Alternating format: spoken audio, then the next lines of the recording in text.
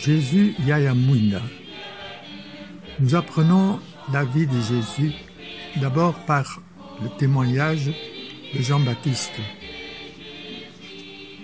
Voici le témoignage de Jean quand les Juifs lui envoyèrent de Jérusalem des prêtres et des Lévites pour lui demander « Qui es-tu » Il ne refusa pas de répondre. Il déclara ouvertement « Je ne suis pas le Christ ». Le lendemain, voyant Jésus venir vers lui, Jean déclara « Voici l'agneau de Dieu qui enlève le péché du monde. C'est de lui que j'ai dit « L'homme qui vient derrière moi est passé devant moi, car avant moi il était. Et moi, je ne le connaissais pas. Mais si je suis venu baptiser dans l'eau, c'est pour qu'il soit manifesté à Israël. » Alors Jean rendit ce témoignage. « J'ai vu l'Esprit descendre du ciel comme une colombe, et il demeura sur lui. Et moi, je ne le connaissais pas. Mais celui qui m'a envoyé baptiser dans l'eau m'a dit, « Celui sur qui tu verras l'Esprit descendre et demeurer, celui-là baptise dans l'Esprit Saint. Moi j'ai vu et je rends témoignage, c'est lui le Fils de Dieu. » Nous apprenons la vie de Jésus lui-même. Nous lisons dans Jean 8. De nouveau, Jésus leur parla. « Moi je suis la lumière du monde. Celui qui me suit ne marchera pas dans les ténèbres, il aura la lumière de la vie. Moi, je suis à moi-même mon propre témoin, et le Père qui m'a envoyé témoigne aussi pour moi. » Les pharisiens lui disaient, « Où est-il ton Père ?» Jésus répondit, « Vous ne connaissez ni moi ni mon Père. Si vous me connaissiez, vous connaîtriez aussi mon Père. » Nous découvrons qu'il a été et s'est comporté comme un grand frère avec tous les gens qu'il rencontrait. Jésus est notre modèle de Yaya, car lui-même a dit qu'il est la lumière du monde. Jésus est donc le véritable Yayamwinda qui nous éclaire. Tout le monde était attiré par Jésus. On était curieux de tout ce qu'il disait et faisait.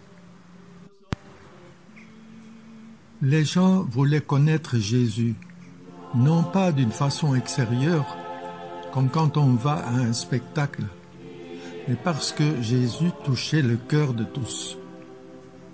Tous pouvaient se sentir proches de lui.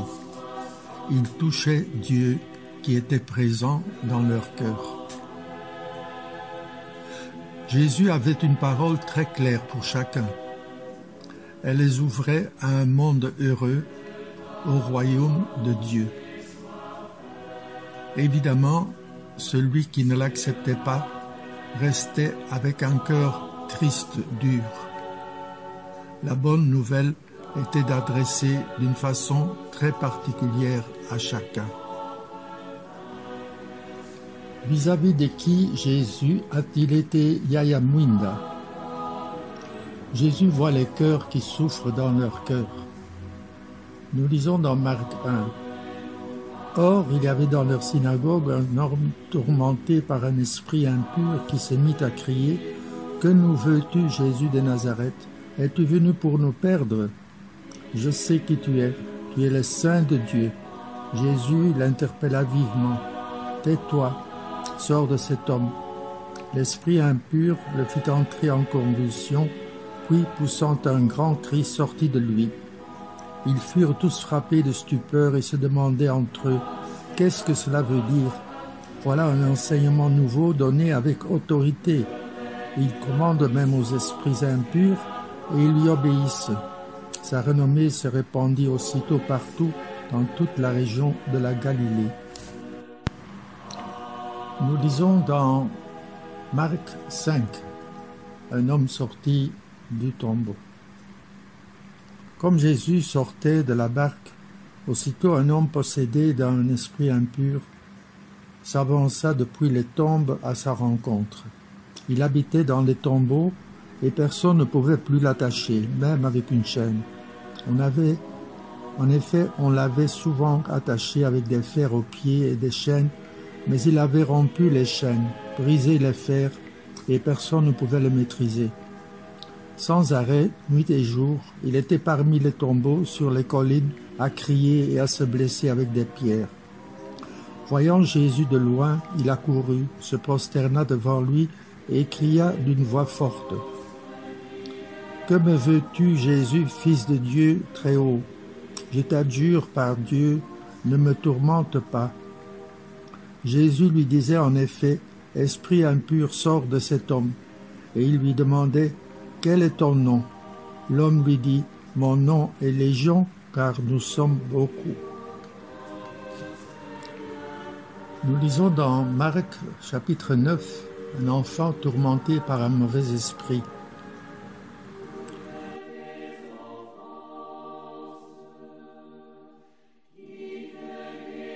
Quelqu'un dans la foule lui répondit, « Maître, je t'ai amené mon fils.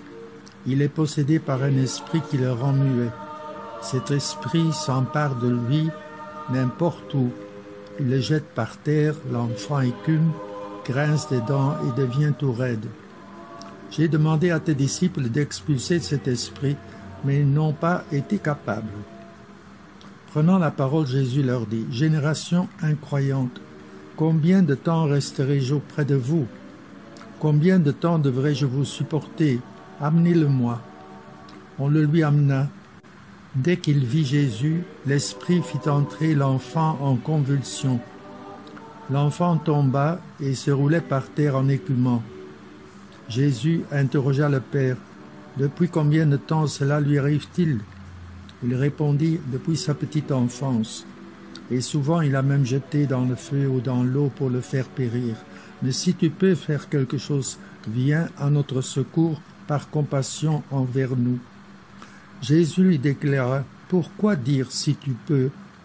Tout est possible pour celui qui croit. » Aussitôt le père de l'enfant s'écria, « Je crois. Viens au secours de mon manque de foi. » Jésus vit que la foule s'attroupait. Il menaça l'esprit impur en lui disant, « Esprit qui rend muet et sourd, je te l'ordonne, sors de cet enfant et n'y rentre plus jamais. » Ayant poussé des cris et provoqué des convulsions, l'esprit sortit. L'enfant devint comme un cadavre, de sorte que tout le monde disait, « Il est mort. » Mais Jésus, lui saisissant la main, le releva et il se mit debout. Marc 3. Les foules viennent de partout. Jésus chasse les mauvais esprits. Jésus se retira avec ses disciples près de la mer et une grande multitude de gens venus de la Galilée le suivirent. De Judée, de Jérusalem, d'Idumée, de Transjordanie et de la région de Tyr et de Sidon vinrent aussi à lui une multitude de gens qui avaient entendu parler de ce qu'il faisait. Il dit à ses disciples de tenir une barque à sa disposition pour que la foule ne l'écrase pas, car il avait fait beaucoup de guérisons, si bien que tous ceux qui souffraient de quelque mal se précipitaient sur lui pour le toucher. Et lorsque les esprits impurs le voyaient, ils se jetaient à ses pieds et criaient, « Toi, tu es le Fils de Dieu. » Mais il leur défendait vivement de le faire connaître. Jésus a pitié de ceux qui souffrent physiquement. Il les libère du mal physique, mais aussi il guérit l'homme en profondeur, son cœur. Nous lisons d'abord dans Marc 1. Aussitôt sortis de la synagogue, ils allèrent avec Jacques et Jean dans la maison de Simon et d'André. Or, la belle-mère de Simon était au lit. Elle avait de la fièvre. Aussitôt on parla à Jésus de la malade. Jésus s'approcha, la saisit par la main et la fit lever. La fièvre la quitta et elle les servait. Nous continuons avec un lépreux qui vint vers Jésus. Un lépreux vient auprès de lui. Il le supplie et, tombant à ses genoux, il lui dit « Si tu le veux, tu peux me purifier. » Saisi de compassion, Jésus étendit la main, le toucha et lui dit « Je le veux, sois purifié. » À l'instant même, la lèpre le quitta et il fut purifié. Avec fermeté, Jésus le renvoya aussitôt en lui disant « Attention, ne dis rien à personne, mais va te montrer au prêtre et donne pour ta purification ce que Moïse a prescrit dans la loi. Ce sera pour les gens un témoignage. » Une fois parti, cet homme se mit à proclamer et à répandre la nouvelle, de sorte que Jésus ne pouvait plus entrer ouvertement dans une ville, mais restait à l'écart dans des endroits déserts. De partout, cependant, on venait à lui. Ensuite, le paralytique amené à Jésus. Nous lisons. Quelques jours plus tard, Jésus revint à Capharnaüm et l'on apprit qu'il était à la maison. Tant de monde s'y rassembla qu'il n'y avait plus de place, pas même devant la porte, et il leur annonçait la parole. Arrivent des gens qui lui amènent un paralysé porté par 4 hommes. Comme ils ne peuvent l'approcher à cause de la foule, ils découvrent le toit au-dessus de lui, ils font une ouverture et descendent le brancard sur lequel était couché le paralysé. Voyant leur foi, Jésus dit au paralysé, « Mon enfant, tes péchés sont pardonnés. » Or il y avait quelques scribes assis là qui raisonnent en eux-mêmes. Pourquoi celui-là parle-t-il ainsi? Il blasphème. Qui donc peut pardonner les péchés, sinon Dieu seul? Percevant aussitôt dans son esprit les raisonnements qu'il se faisait, Jésus leur dit, « Pourquoi tenez-vous de tels raisonnements? Qu'est-ce qui est le plus facile? Dire à ce paralysé, « Tes péchés sont pardonnés » ou bien lui dire, « Lève-toi, prends ton brancard et marche. » Eh bien, pour que vous sachiez que le Fils de l'homme a autorité pour pardonner les péchés sur la terre, Jésus s'adressa au paralysé, « Je te le dis, lève-toi, prends ton brancard et rentre à la maison. » Il se leva, prit aussitôt son brancard et sortit devant tout le monde. Tous étaient frappés de stupeur et rendaient gloire à Dieu en disant « Nous n'avons jamais vu rien de pareil. » Puis, en Marc 3, un homme à la main paralysée. Ça se passe dans la synagogue. Nous lisons. Jésus entra de nouveau dans la synagogue. Il y avait là un homme dont la main était atrophiée. On observait Jésus pour voir s'il le guérirait le jour du sabbat, ceci afin de pouvoir l'accuser.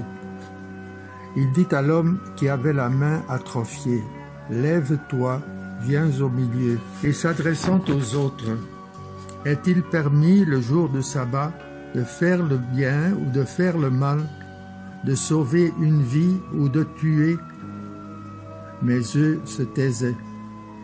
Alors, promenant sur eux un regard de colère, navré de l'endurcissement de leur cœur, il dit à l'homme, « Étends la main. » Il l'étendit, et sa main redevint normale. Une fois sortis, les pharisiens se réunirent en conseil avec les partisans d'Hérode contre Jésus pour voir comment le faire périr. Ensuite, l'histoire de la femme qui avait des pertes de sang. Marc chapitre 5. Nous lisons. Or, une femme qui avait des pertes de sang depuis 12 ans, elle avait beaucoup souffert du traitement de nombreux médecins et elle avait dépensé tous ses biens, sans avoir la moindre amélioration. Au contraire, son état avait plutôt empiré. Cette femme donc, ayant appris de ce qu'on disait de Jésus, vint par derrière dans la foule et toucha son vêtement. Elle se disait, en effet, si je parviens à toucher seulement son vêtement, je serai sauvée. À l'instant, l'hémorragie s'arrêta, et elle ressentit dans son corps qu'elle était guérie de son mal. Aussitôt Jésus se rendit compte qu'une force était sortie de lui. Il se retourna dans la foule et il demandait « Qui a touché mes vêtements ?» Ses disciples lui répondirent « Tu vois bien la foule qui t'écrase et tu demandes qui m'a touché. » Mais lui regardait tout autour pour voir celle qui avait fait cela.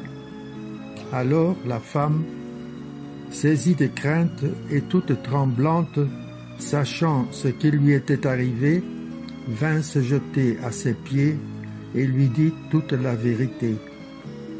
Jésus lui dit alors, « Ma fille, ta foi t'a sauvée, va en paix et sois guérie de ton mal. » Un sourd-muet amené par les autres à Jésus. Nous lisons dans Marc. Des gens lui amènent un sourd qui avait aussi de la difficulté à parler et supplie Jésus de poser la main sur lui. Jésus l'amène à l'écart, loin de la foule, lui mit les doigts dans les oreilles et avec sa salive lui toucha la langue. Puis, les yeux levés au ciel, il soupira et lui dit « Ephata », c'est-à-dire « Ouvre-toi ». Ses oreilles s'ouvrirent, sa langue se délia et il parlait correctement. Alors Jésus leur ordonna de n'en rien dire à personne. Mais plus il lui donnait cet ordre, plus ceux-ci le proclamaient. Extrêmement frappé, il disait « Il a bien fait toutes choses. Il fait entendre les sourds et parler les muets. » Un aveugle amené à Jésus à Bethsaïde. Marc chapitre 8. Nous lisons. Jésus et ses disciples arrivent à Bethsaïde. Les gens lui amènent un aveugle et lui supplient de le toucher. Jésus prit l'aveugle par la main et le conduisit hors du village. Il lui mit de la salive sur les yeux et lui imposa les mains. Il lui demandait « Aperçois-tu quelque chose ?»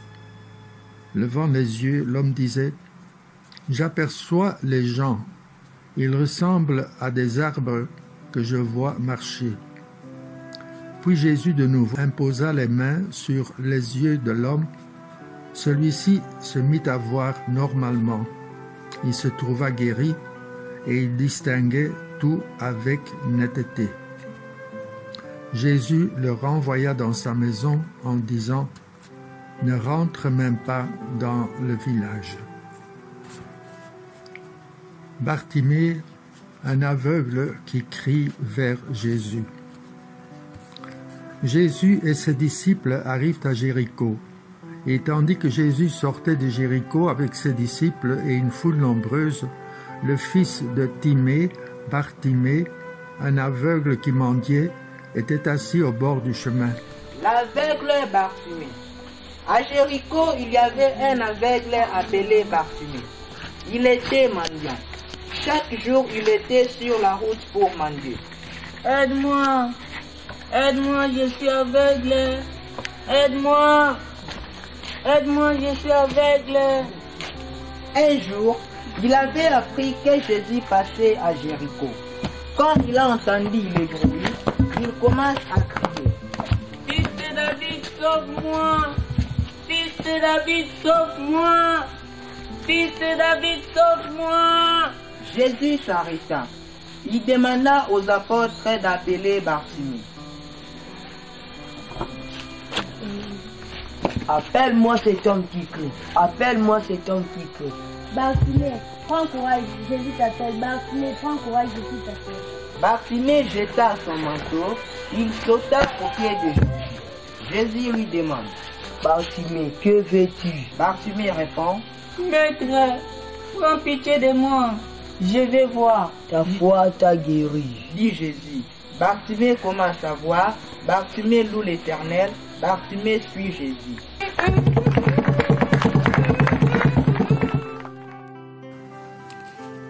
Jésus aime spécialement les enfants. Jésus dit que le royaume des cieux est à ceux qui leur ressemblent.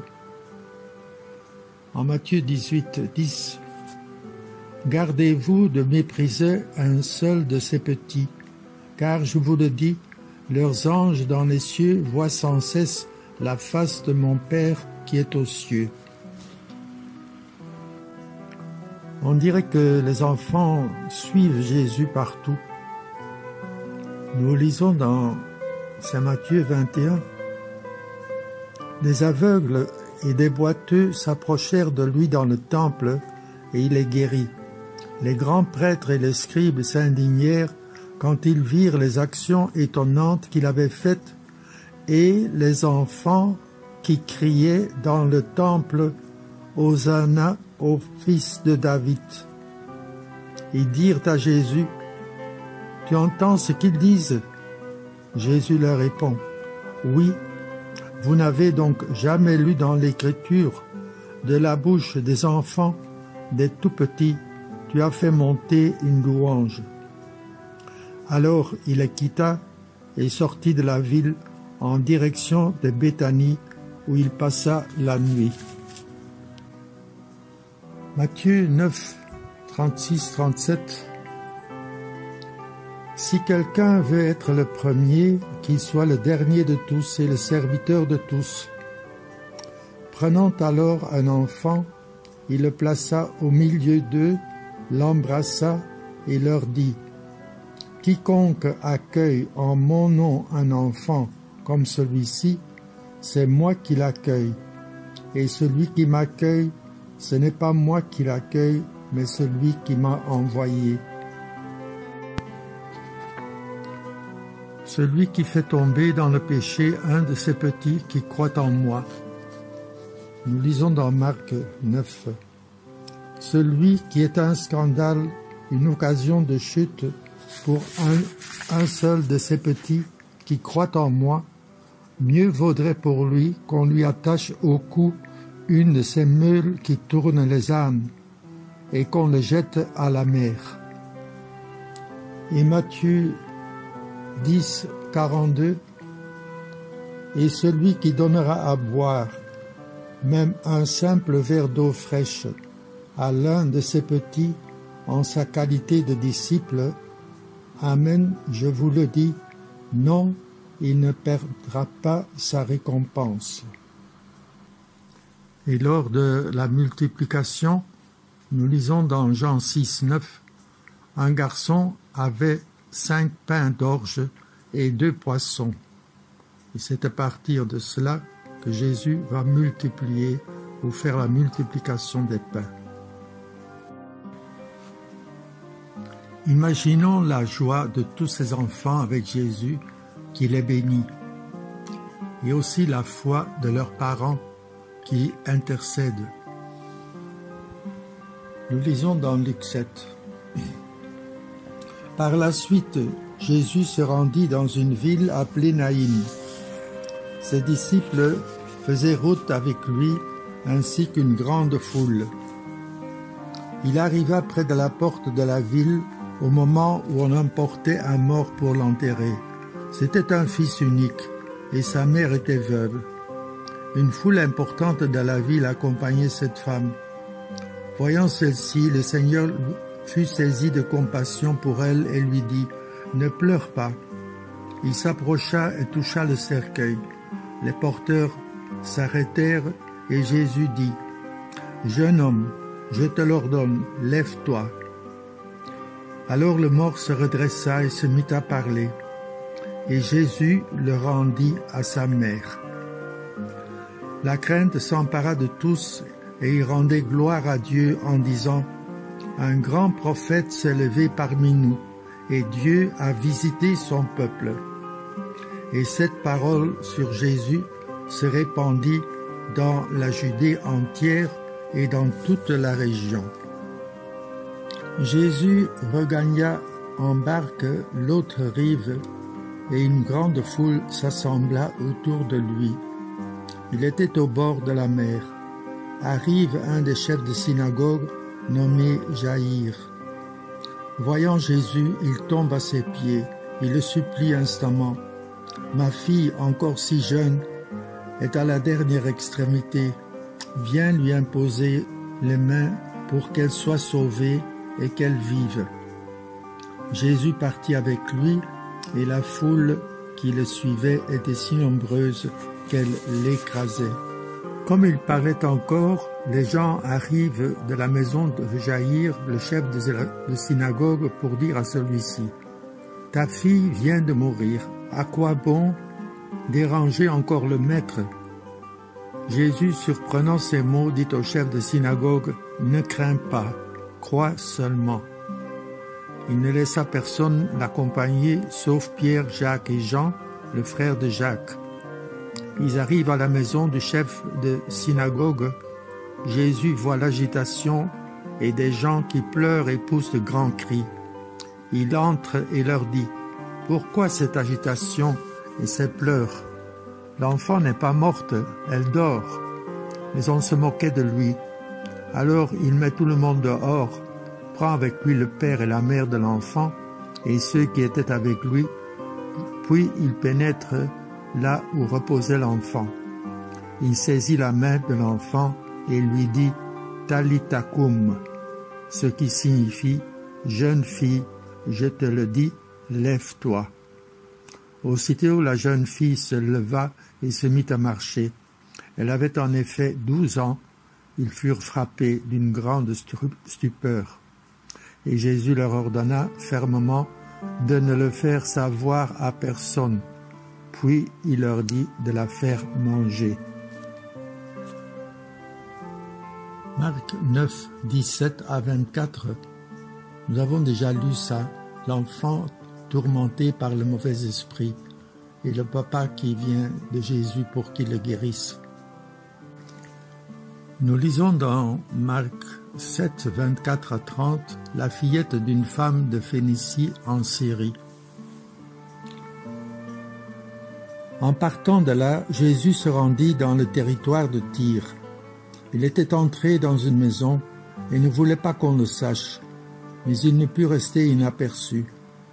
Une femme entendit aussitôt parler de lui. Elle avait une petite fille possédée par un esprit impur. Elle vint se jeter à ses pieds.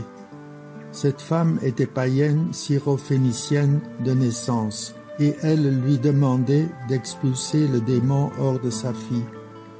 Il lui disait: « Laisse d'abord les enfants se rassasier, car il n'est pas bien de prendre le pain des enfants et de le jeter aux petits chiens. » Mais elle lui répliqua: « Seigneur, les petits chiens sous la table mangent bien les miettes des petits enfants. » Alors il lui dit: « À cause de cette parole, va, le démon est sorti de ta fille. » Elle rentra à la maison et elle trouva l'enfant étendu sur le lit.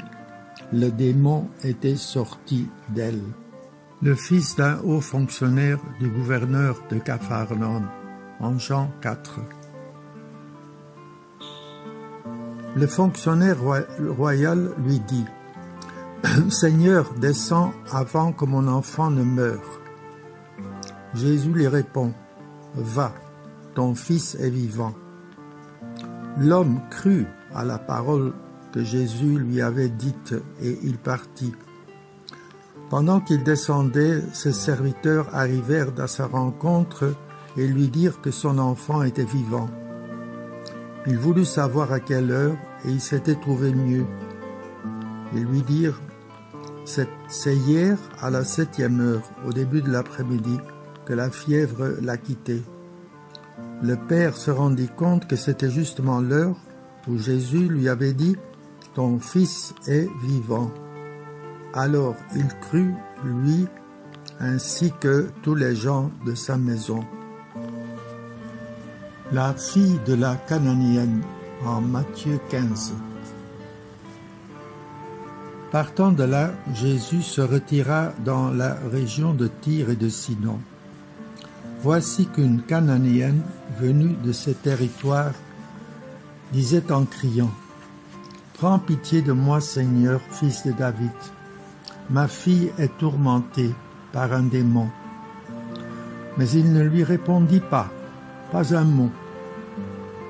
Les disciples s'approchèrent pour lui demander « Renvoie-la, car elle nous poursuit de ses cris. » Jésus répondit « Je n'ai été envoyé qu'aux brebis perdues de la maison d'Israël. » Mais elle vint se prosterner devant lui en disant « Seigneur, viens à mon secours. » Il répondit « Il n'est pas bien de prendre le pain des enfants et de le jeter aux petits chiens. » Elle reprit « Oui, Seigneur, mais justement, les petits chiens mangent les miettes qui tombent de la table de leur maître. » Jésus répondit « Femme, grande est ta foi, que tout se passe pour toi comme tu le veux. » Et à l'heure même, sa fille fut guérie. Jésus a des paroles claires, essentielles pour les jeunes, qui se posent en effet des questions sur leur avenir. Luc, chapitre 5, versets 1 à 11. Or la foule se pressait autour de Jésus pour écouter la parole de Dieu, tandis qu'il se tenait au bord du lac de Génézareth. Et il vit 2 barques qui se trouvaient au bord du lac. Les pêcheurs en étaient descendus et lavaient leurs filets. Jésus monta dans une des barques qui appartenait à Simon et lui demanda de s'écarter un peu du rivage. Puis il s'assit et de la barque il enseignait les foules.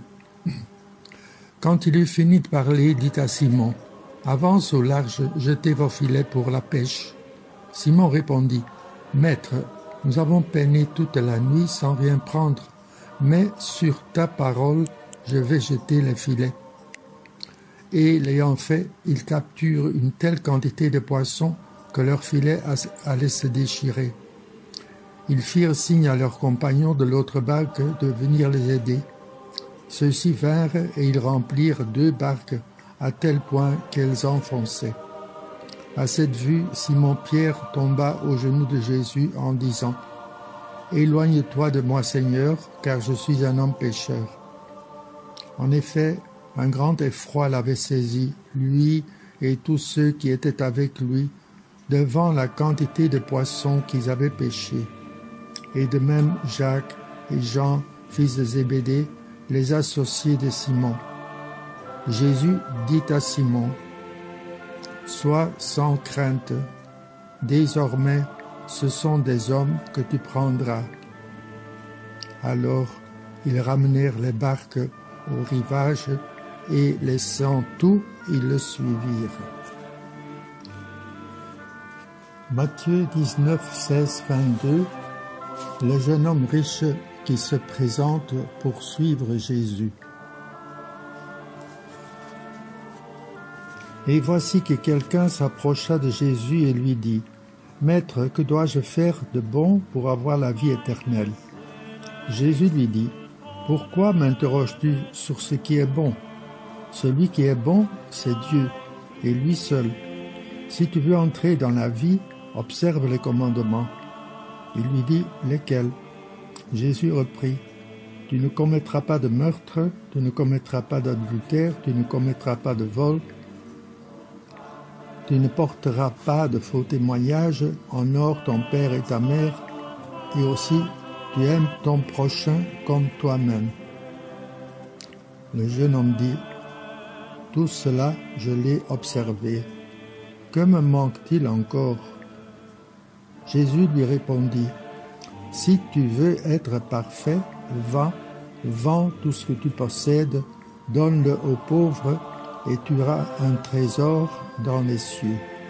Puis viens, suis-moi. » À ces mots, le jeune homme s'en alla tout triste, car il avait de grands biens.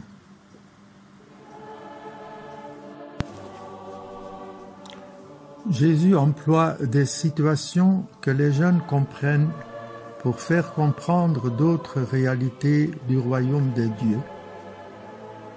Luc 15, 11, 32, le fils perdu est retrouvé pardonné.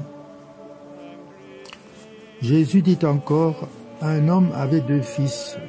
Le plus jeune dit à son père, « Père, donne-moi la part de fortune qui me revient. » Et le père leur partagea ses biens. Peu de jours après, le plus jeune rassembla tout ce qu'il avait et partit pour un pays lointain où il délapida sa fortune en menant une vie de désordre. Il avait tout dépensé quand une grande famine survint dans ce pays et il commença à se trouver dans le besoin. Il alla s'engager auprès d'un habitant de ce pays qu'il envoya dans ses champs garder le porc. Il aurait bien voulu se remplir le ventre avec les gousses que mangeaient les porcs, mais personne ne lui en donnait. Alors il entra en lui-même et se dit, « Combien d'ouvriers mon père ont du pain en abondance, et moi ici je meurs. Je me lèverai, j'irai vers mon père, et je lui dirai, « Père, j'ai péché contre le ciel et envers toi. Je ne suis plus digne d'être appelé ton fils. Traite-moi comme l'un de tes ouvriers. » Il se leva, s'en alla vers son père. Comme il était encore loin, son père l'aperçut et fut saisi de compassion. Il courut se jeter à son cou et le couvrit de baisers. Le fils lui dit, « Père, j'ai péché contre le ciel et contre toi. Je ne suis plus digne d'être appelé ton fils. » Mais le père dit à ses serviteurs, « Vite, apportez le plus beau vêtement pour l'habiller. Mettez-lui une bague au doigt et des sandales aux pieds. Allez chercher le veau gras, tuez-le, mangeons et festoyons, car mon fils, voilà, était mort et il est revenu à la vie. Il était perdu et il est retrouvé. » Et ils commencèrent à festoyer. Or le fils aîné était au champ. Quand il revint et fut près de la maison, il entendit la musique et les danses. Appelant un des serviteurs, il s'informa de ce qui se passait. Celui-ci répondit, « Ton frère est arrivé et ton père a tué le veau gras parce qu'il a retrouvé ton frère en bonne santé. » Alors le fils aîné se mit en colère et refusait d'entrer. Son père sortit le supplier, mais il répliqua à son père, « Il y a tant d'années que je suis à ton service sans jamais avoir transgressé tes ordres, et jamais tu ne m'as donné un chevreau pour festoyer avec mes amis. Mais quand ton fils, que voilà, est revenu, après avoir dévoré ton bien avec des prostituées, tu as fait tuer pour lui le veau gras. » Le père répondit, « Toi, mon enfant, tu es toujours avec moi, et tout ce qui est à moi est à toi. Il fallait festoyer et se réjouir, car ton frère, que voilà, était mort, et il est revenu à la vie. Il était perdu, et il est retrouvé. »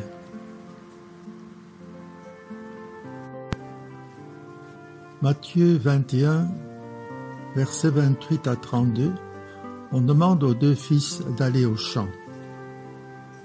Quel est votre avis? Un homme avait deux fils. Il vint trouver le premier et lui dit, « Mon enfant va travailler aujourd'hui à la vigne. » Celui-ci répondit, « Je ne veux pas. » Mais ensuite il s'était repenti et il y alla. Puis le père alla trouver le second, lui parla de la même manière. Celui-ci répondit, « Oui, Seigneur. » Et il n'y alla pas. Lequel des deux a fait la volonté du Père? Ils lui répondirent, « Le premier. » Jésus leur dit, « Amen, je vous le déclare. Les publicains et les prostituées vous précèdent dans le royaume de Dieu. Car Jean le Baptiste est venu à vous sur le chemin de la justice, et vous n'avez pas cru à sa parole. Mais les publicains et les prostituées y ont cru. Tandis que vous, après avoir vu cela, vous ne vous êtes même pas repentis plus tard pour croire en sa parole. »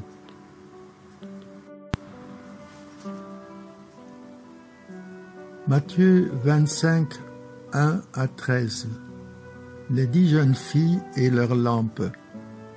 Jésus connaît les jeunes et leur réaction. Alors le royaume des cieux sera comparable à 10 jeunes filles, invitées à des noces, qui prirent leurs lampes pour sortir à la rencontre de l'époux. 5 d'entre eux étaient insouciantes et 5 étaient prévoyantes. Les insouciantes avaient pris leurs lampes sans emporter d'huile, tandis que les prévoyantes avaient pris avec leurs lampes des flacons d'huile. Comme l'époux tardait, elles s'assoupirent toutes et s'endormirent. Au milieu de la nuit, il y eut un cri. « Voici l'époux, sortez à sa rencontre. » Alors toutes ces jeunes filles se réveillent et se mirent à préparer leurs lampes.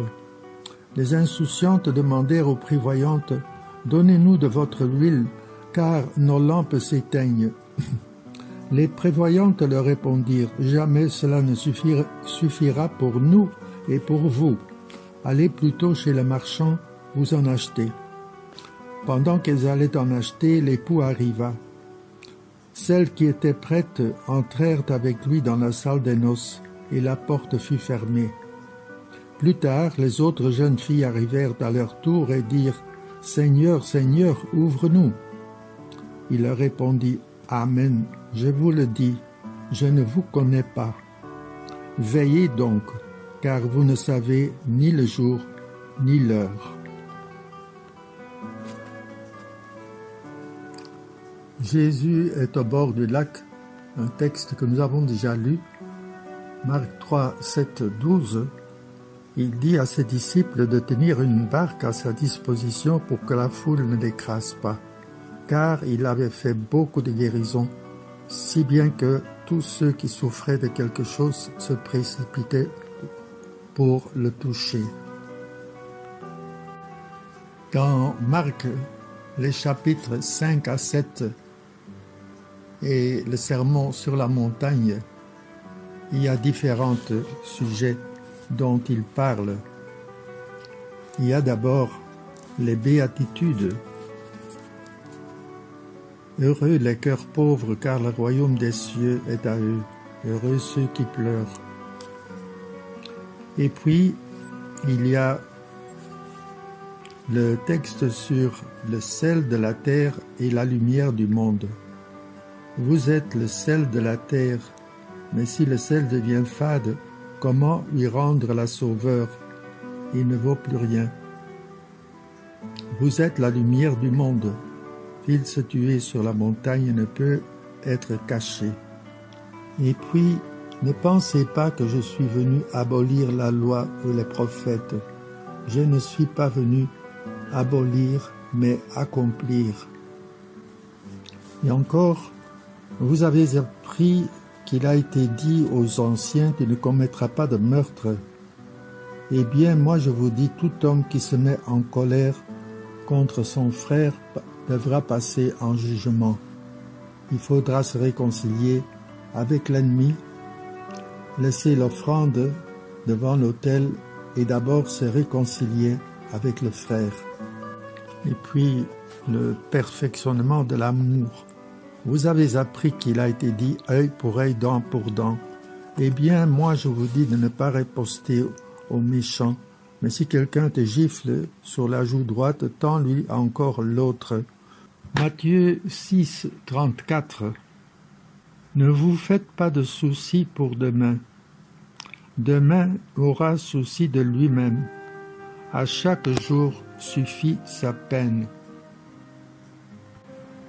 Vis-à-vis des maîtres de la loi, des pharisiens et des sadducéens, Jésus n'est pas doux. Jésus se mit à leur parler en parabole. Un homme planta une vigne, il l'entoura d'une clôture, il creusa un pressoir et y bâtit une tour de garde. Puis il loua cette vigne à des vignerons et partit en voyage. Le moment venu, il envoya un serviteur auprès des vignerons pour se faire remettre par eux ce qui lui revenait des fruits de la vigne. Mais les vignerons se saisirent du serviteur, le frappèrent et le renvoyèrent les mains vides. De nouveau, il leur envoya un autre serviteur, et celui-là, ils l'assommèrent et l'humilièrent. Il en envoya encore un autre, et celui-là, ils le tuèrent, puis beaucoup d'autres serviteurs. Ils frappèrent les uns et tuèrent les autres. Il lui restait encore quelqu'un, son fils bien-aimé. Il l'envoya vers eux en dernier, en se disant « Ils respecteront mon fils ». Mais ces vignerons-là se dirent entre eux « Voici l'héritier, allons-y, tuons-le, et l'héritage va être à nous. » Ils se saisirent de lui, le tuèrent et le jetèrent hors de la vigne. Que fera le maître de la vigne? Il viendra faire périr les vignerons et donnera la vigne à d'autres. N'avez-vous pas lu ce passage de l'Écriture? La pierre qu'ont rejetée les bâtisseurs est devenue la pierre d'angle. C'est là l'œuvre du Seigneur, la merveille devant nos yeux. Les chefs du peuple cherchaient à arrêter Jésus, mais ils eurent peur de la foule. Ils avaient bien compris en effet qu'il avait dit la parabole à leur intention. Ils le laissèrent donc et s'en allèrent. Nous lisons dans le chapitre 23 de saint Matthieu. « Malheureux êtes-vous, scribes et pharisiens hypocrites, parce que vous fermez à clé le royaume des cieux devant les hommes. Vous-même, en effet, n'y entrez pas, et vous ne laissez pas entrer ceux qui veulent entrer. Malheureux êtes-vous, scribes et pharisiens hypocrites, parce que vous parcourez la mer et la terre pour faire un seul converti, et quand c'est arrivé, vous faites de lui un homme voué à la géhenne 2 fois pire que vous. Malheureux êtes-vous, scribes et pharisiens hypocrites, parce que vous payez la dîme sur la menthe, le fenouil et le cumin. Mais vous avez négligé ce qui est le plus important dans la loi, la justice, la miséricorde et la fidélité. Voilà ce qu'il fallait pratiquer sans négliger le reste. Guides des aveugles, vous filtrez le moucheron et vous avalez le chameau. Malheureux êtes-vous, scribes et pharisiens hypocrites, parce que vous purifiez l'extérieur de la coupe et de l'assiette, mais l'intérieur est rempli de cupidité et d'intempérance. Pharisiens aveugles, purifie d'abord l'intérieur de la coupe, afin que l'extérieur aussi devienne pur. Malheureux êtes-vous, scribes et pharisiens hypocrites, parce que vous ressemblez à des sépulcres blanchis à la chaux. À l'extérieur, ils ont une belle apparence, mais l'intérieur est rempli d'ossements et de toutes sortes de choses impures. C'est ainsi que vous, à l'extérieur, pour les gens, vous avez l'apparence d'hommes justes, mais à l'intérieur, vous êtes plein d'hypocrisie et de mal. Jérusalem, Jérusalem, toi qui tues les prophètes et qui lapides ceux qui te sont envoyés, combien de fois ai-je voulu rassembler tes enfants, comme la poule rassemble ses poussins sous ses ailes, et vous n'avez pas voulu. Voici que votre temple vous est laissé, il est désert. En effet, je vous le déclare, vous ne me verrez plus désormais, jusqu'à ce que vous disiez, béni soit celui qui vient au nom du Seigneur. Enfin, Saint Jean chapitre 3. Il y avait un homme, un pharisien nommé Nicodème. C'était un notable parmi les Juifs. Il vint trouver Jésus pendant la nuit et il lui dit, « Rabbi, nous le savons, c'est de la part que Dieu que tu es venu, comme un maître qui enseigne, car personne ne peut accomplir les signes que toi tu accomplis si Dieu n'est pas avec lui. » Jésus lui répondit, « Amen, amen, je te le dis, à moins de naître d'en haut, on ne peut voir le royaume de Dieu. » Nicodème lui répliqua, « Comment un homme peut naître quand il est vieux? Peut-il entrer une deuxième fois dans le sein de sa mère et renaître? » Jésus répondit, « Amen, amen, je te le dis, personne, à moins de naître de l'eau et de l'esprit, ne peut entrer dans le royaume de Dieu. Ce qui est né de la chair est chair, ce qui est né de l'esprit est esprit. Ne sois pas étonné si je t'ai dit, il vous faut naître d'en haut. Le vent souffle où il veut. Tu entends sa voix, mais tu ne sais ni d'où il vient, ni où il va. Il en est ainsi pour qui est né du souffle de l'esprit. » Nicodème reprit, « Comment cela peut-il se faire ?» Jésus lui répondit, « Tu es un maître qui enseigne Israël et tu ne connais pas ces choses-là? Amen, amen, je te le dis. Nous parlons de ce que nous savons. Nous témoignons de ce que nous avons vu, et vous ne recevez pas notre témoignage. Si vous ne croyez pas lorsque je vous parle des choses de la terre, comment croirez-vous quand je vous parlerai des choses du ciel. Jésus en face des autorités, tant religieuses et politiques, est clair. Nous lisons dans Saint Jean: le grand prêtre interrogea Jésus sur ses disciples et sur son enseignement. Jésus lui répondit: moi j'ai parlé au monde ouvertement. J'ai toujours enseigné à la synagogue et dans le temple, là où les Juifs se réunissent, et je n'ai jamais parlé en cachette. Pourquoi m'interroges-tu? Ce que je leur ai dit, demande-le à ceux qui m'ont entendu. Eux savent ce que j'ai dit. À ces mots, un des gardes qui était à côté de Jésus lui donna une gifle en disant: c'est ainsi que tu réponds au grand prêtre? Jésus lui répliqua: si j'ai mal parlé, montre ce que j'ai dit de mal. Mais si j'ai bien parlé, pourquoi me frappes-tu?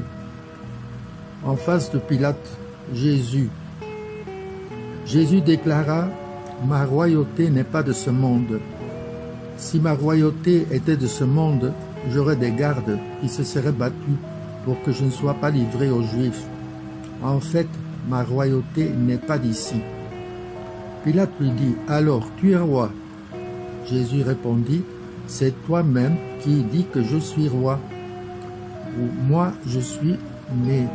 Je suis venu dans le monde pour ceci, rendre témoignage à la vérité.